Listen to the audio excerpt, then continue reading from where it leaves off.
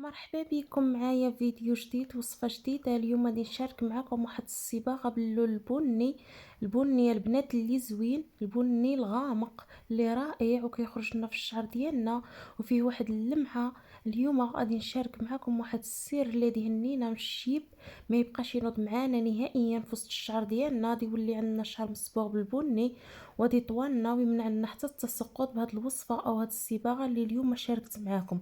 غادي ترحموا ليا الوالدين، كتخرج معنا فقط في 3 سوايع. جربوها يا البنات. بسم الله، نبداو على بركه الله. هنايا عندي كاسرونه غادي نضيف فيها 2 كيسان ديال الماء بحال هكا،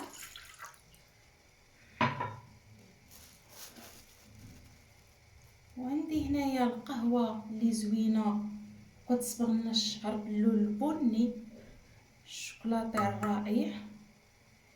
غادي نضيف منها 2 معالق فقط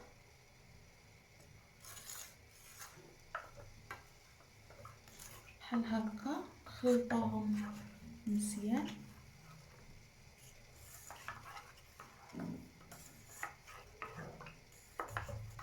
بهذه الطريقه هذه نخلطوهم حتى يندمج لنا هاد القهوه مع هاد الماء.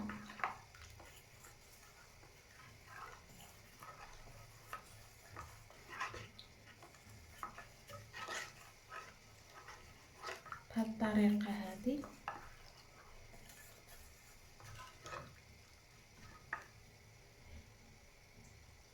وعندي هنايا القرنفل او عود النوار او المسمار، كل واحد واشنو كيقول ليه، اللي كيعطينا اللون البني في الشعر وكيمنع لنا التساقط وكيطول لنا الشعر. هاد عود النوار اللي رائع وزوين كيغطي لنا حتى الشعر وكيرطبو لنا، كيعطيه واحد اللمعه. غادي ندير هاد المكونات يطيبوا معنا مزيان ونرجع معكم. ها هما بداو كيطيبوا معنا وعلى نار مهيله. هاد القهوه وهاد القرنفل يطيبوا مزيان حتى يطلقوا معنا اللون البني. شحال ما طابوا شحال ما كتنجح معنا هاد الصباغه.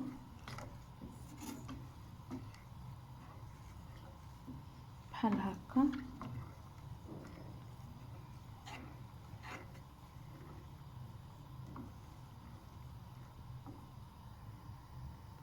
ها هما بداو كيغليو معنا بهاد الطريقه هذه.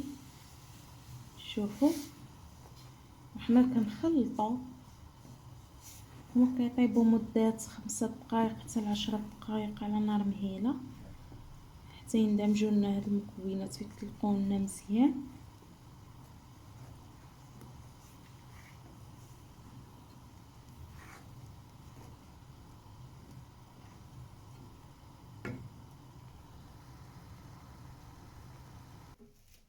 ها هما بعد ما طابت وحيدتهم فوق البوطه بحال هكا. غادي نجيب زلافه، نجيب الصفايه ونصفيها.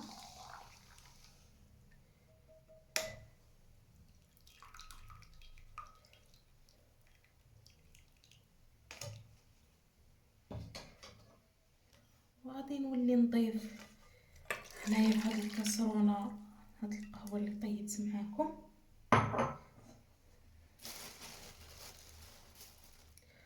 عندي هنا معلقه ديال النشا او المايزينا، خلطوها حتى تندمج لنا مزيان،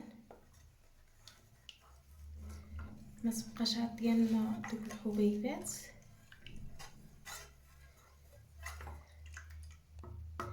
بهذه الطريقه بحال هكا. عندي هنا الحنه ورق مطحونه على اليد اللي زوينه، كتثبت لنا الصباغه وكتعطينا اللون وتخرج معنا بسرعه. هاد الصباغه يا البنات ناجحه 100% واكثر من رائعه، ترد لنا الشعر بني ورائع. بهاد الطريقه هذه يتبعوا الوصفه مضبوطه بطريقه مضبوطه.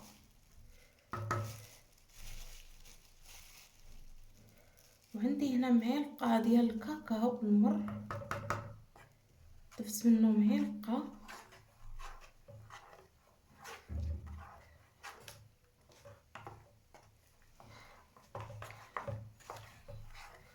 خلطوا هاد المكونات مزيان.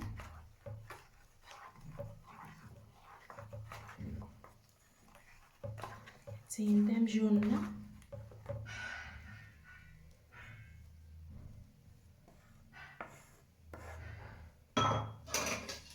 غادي نجيب خلاط نخلط بحال هكا.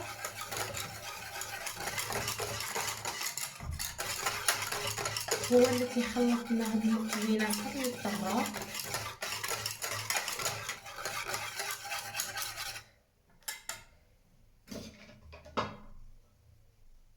وغادي نديرها على نار مهيله حتى تعقد معنا ونرجع معاكم. ها هي بدات كتعقد معنا وعلى نار مهيله. حنا كنستمروا في التخليط، ما نخليوهاش خفيفه بزاف وما نخليوهاش ثقيله بزاف، تكون متوسطه.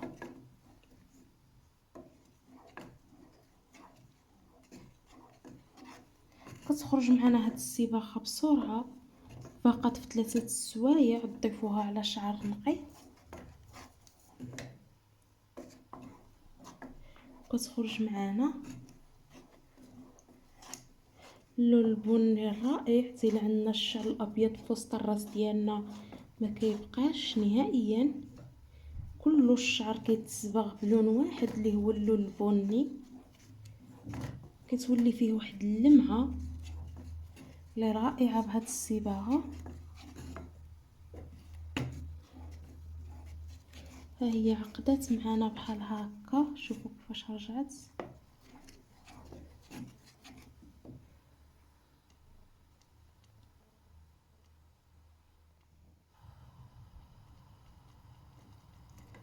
شوفوا ها هي بدات كتعقد بحال هكا. شوفوا اللون كيفاش رجع عندها، اللون رائع.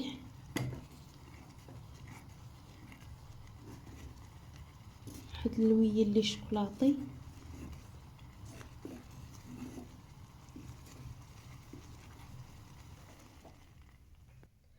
ها هي بعد ما طابت وعقدت معنا بحال هكا. غادي نجيب زلافه